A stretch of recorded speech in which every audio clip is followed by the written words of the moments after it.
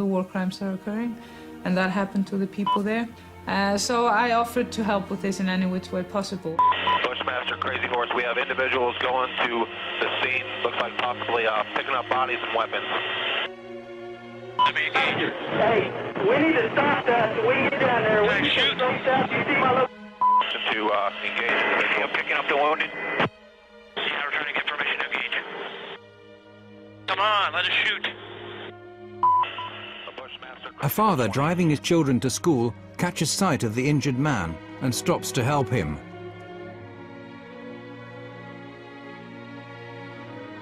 It's Bushmaster 7, go ahead. Roger, we have a black SUV or bongo truck picking up the bodies. Request permission to engage. Bushmaster 7, Roger. This is Bushmaster 7, Roger, engage. 1-8, engage. Clear. Come on. Clear. Clear. Why do it? Well, there's two reasons. One, because it's fun to kill people. If you've been in that environment, removed from all the effects of killing people for a long time. It's a video game, you want to get a high score. The other is they brag after a kill streak about how many people they killed. They go back to base and go, hey, killed 13 today. Oh yeah, look at that, right through the windshield. Alright, there was 4 to 5 individuals in that truck, so I'm counting about 12 to 15. Oh yeah, look at those dead bastards. Nice. 2-6, Crazy Horse 1-8. When the ground troops arrive, they see that there are children in the car. Oh, it's their fault for bringing their kids to a battle. That's right. After viewing the video hundreds of times, it became almost an obsession to get the identity of the people there. We knew the identity of Namir Nureldin and Said Sma, the Reuters employees. But for me, it was important to establish the identity of the other people there, especially the children in the minivan. We decided that it was worthwhile to go there and interview them. It turns out that the children survived the attack. Herr Affensen flies to Baghdad in search of more facts.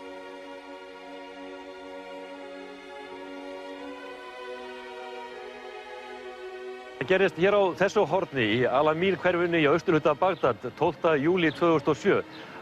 He traces the whereabouts of the children and shows the helicopter film to the victim's family.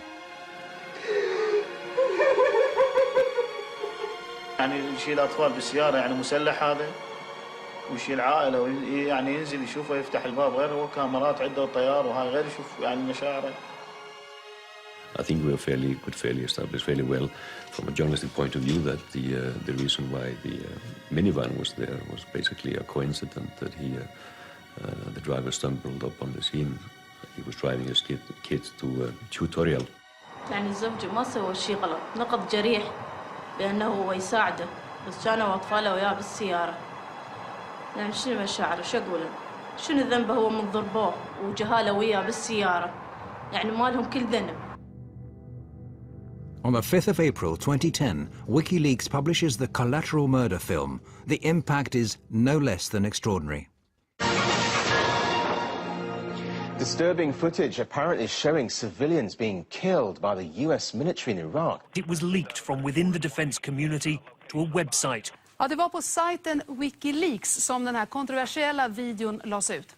Wikileaks har kallats en maktfaktor i det nya medielandskapet. Och vissa menar att det här är... By putting all their resources into the helicopter video, Wikileaks have managed to attract the attention of some of the biggest players in the news business. This is precisely what Assange needs to help him handle the rest of the leaked US material. I had been looking at this release and studying it and understanding how to come up with a way to deal with such a tremendously large volume of material that would actually not simply drown any one organisation. Assange proceeds to contact the New York Times, The Guardian and Der Spiegel. He manages to persuade the chief editors of these globally respected papers to publish his material in a coordinated fashion, with Assange pulling the strings. What is new is us enforcing cooperation between competitive organisations that would otherwise be rivals to do the best by the story, as opposed to simply just doing the best by their own organisation. In late July 2010, the Afghanistan reports are published at the same time and day. En av militärhistoriens största informationsläckor väcker starka reaktioner. Well, one of the biggest leaks in US military history has exposed several cover-ups over the war in Afghanistan. The real story of this material is that it's war. It's one damn thing after another. The publication of the material is met with praise as well as strong criticism. The Defense Department demands that Wikileaks return immediately to the U.S. government all versions of documents obtained directly or indirectly from the Department of Defense databases or records. For the first time, WikiLeaks are now facing criticism that they find hard to respond to. The material includes the names of civilian Afghanis, putting them at risk of being targeted by the Taliban. The battlefield consequences of the release of these documents are potentially severe and dangerous. Mr. Assange can say whatever he likes about the greater good he thinks he and his source are doing, but the truth is they might already have on their hands the blood of some young soldier or that of an Afghan family. Releasing classified material can be very risky, but Assange says that the end justifies the means. We would have had to have released all this material without separating out any of it, or released none. The value, the extraordinary value of this historic record to the progress of that war and its potential to save lives outweighs the danger to innocence. WikiLeaks now takes steps to avoid making the same mistake again. Their next publication, 400,000 military reports from the Iraq War, are painstakingly edited and names removed. They also start reinforcing their network of experienced journalists. Hey. Okay, so two spicy venti. How are you? Ian Overton is editor of the independent London-based Bureau of Investigative Journalism, who are now going to analyse the material and produce their own documentaries. There's a frantic rush of getting the best people we could on board, and we drew up a team of 25 people over a weekend, and my phone went red hot calling people. It was Saturday night in the middle of August, and about sort of 5 or 6 of us at the Bureau met with Julian. About an hour later, I ended up sort of leaving the place with a USB stick full of 400,000 classified military documents. The material is essentially an encyclopedia of this war, with reports issued day by day, hour by hour, corpse by corpse. Absolutely unfiltered. These are the reports written by people on the ground straight afterwards. It's kind of the day-to-day war through their eyes. And that's new. We haven't been able to do that before, ever, really. The material tells of tens of thousands of civilian casualties, figures that the US have withheld to date, and the widespread practice of torture that the US said they'd put a stop to is still being practiced by their Iraqi allies.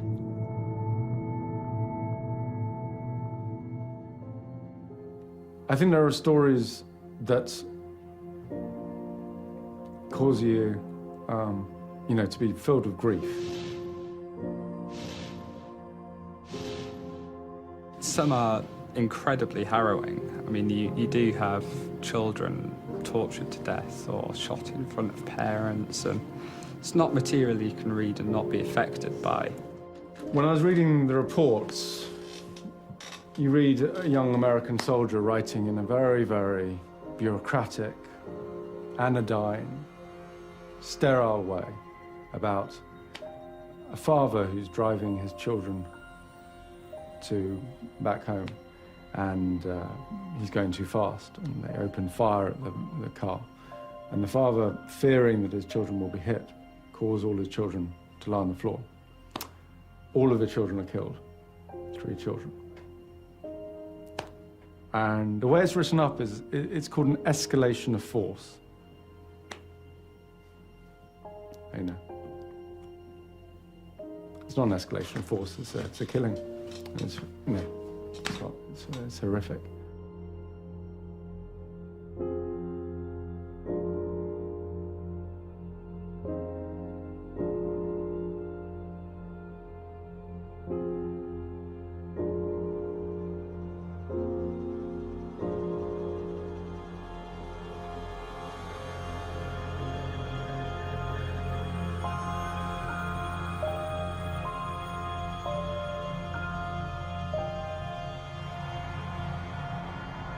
This is anything truly new in war. War is hell. Awful things happen. And what these logs tell us is that war is hell. They don't hide from the truth. They're not spun by a military spin doctor talking in an air-conditioned conference room in the green zone. This is visceral, unequivocal death written in raw detail. 109,000 lives lost over the course of these reports. We're all doing what we can in something so huge that people can and hopefully will study this data for years. This is worth telling, this is worth getting out there. The lack of respect for human life runs like a common thread through the material. These images are of a helicopter crew who have just received orders to bomb a building where 3 enemy soldiers are thought to be hiding. If you'd like, Crazy Horse 1A to put a missile in that building. A passerby suddenly turns up. But the crew don't wait. You lost a missile. The crew could have waited until the man had passed. This is perhaps a measure of how human life was valued in Baghdad. Private cars being pursued by an attack helicopter.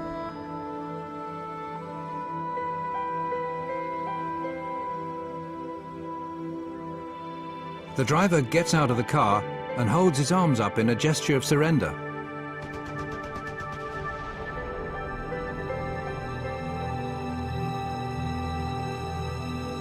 The more horrific the discovery the investigators in London make, the more they get the feeling of being threatened. It gradually becomes obvious that someone's watching their office. I do know that I'm being listened into and monitored by forces. I don't know. I've received strange text messages from anonymous sources. I've received death threats, and they're not very nice, clearly. And particularly the one that talked about my children. I just think that was a bit unnecessary. There's op-eds in the Washington Post saying that our personnel should be kidnapped from Europe.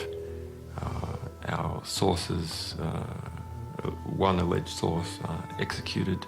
Similar statements by right-wing members of the US Congress. In Washington, the influential public figure Christian Whiten is agitating for the indictment of Wikileaks members, saying they should be treated as terrorists. There also has to be a clear punishment for people who engage in what I would consider a form of espionage, a form of political warfare. It's not an act of journalism or transparency, but an act of political war against us. The US ups its efforts to stop WikiLeaks.